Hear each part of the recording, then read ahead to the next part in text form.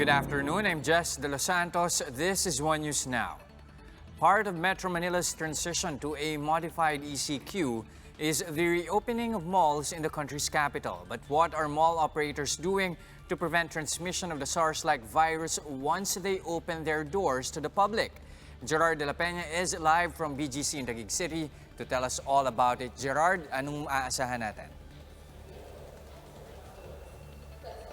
Jess, malls are slated to open starting tomorrow and mall operators are busy preparing to welcome back customers. But if you are going to one tomorrow, expect a different malling experience. Here at the Uptown Mall at the Bonifacio Global City, you'll go through the usual temperature checks before going in. Once inside, there are visual cues for people lining up to use the elevators as well as those who are going up the escalators. Maintenance staff are now busy disinfecting the building. The mall operator has also designated so-called social distancing ambassadors to ensure that customers are observing proper quarantine protocols. Not all shops will be open though because the government only allows certain stores like some services, food establishments, clothing stores, and other non-leisure businesses. Those who will be allowed to operate will have to limit the number of customers coming into their shops.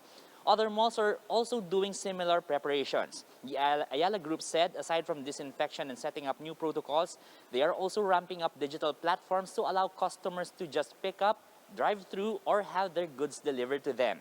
Just a reminder for those going to the malls, expect temperature checks and crowd control, so be ready to line up when you visit the mall this weekend.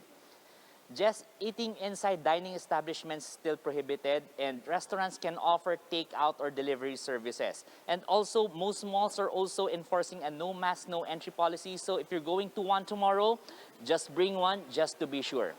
Jess. Well, Gerard, how about senior citizens and minors? Are they going to be allowed to enter malls? At the same time, are they going to put a cap in the number of visitors that they're going to have per day?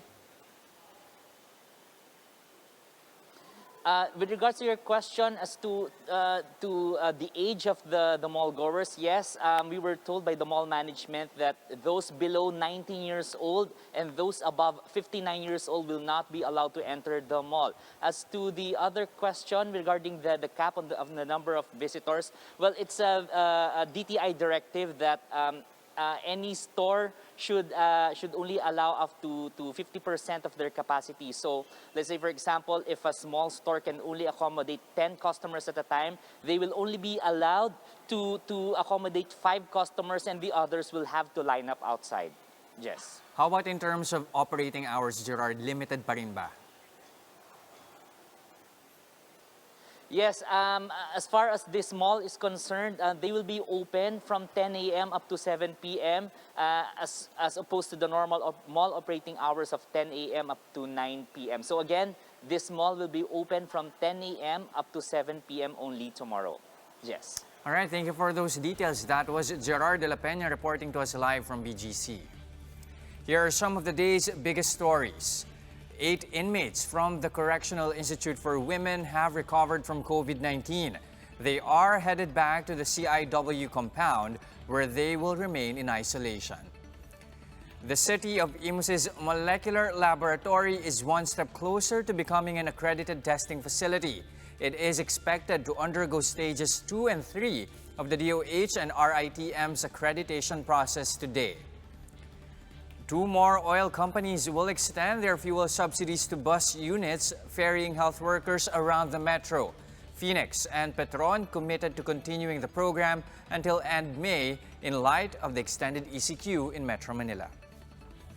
For more updates, follow News 5, the Philippine Star and Business World Online. I'm Jess De Los Santos. We are One News.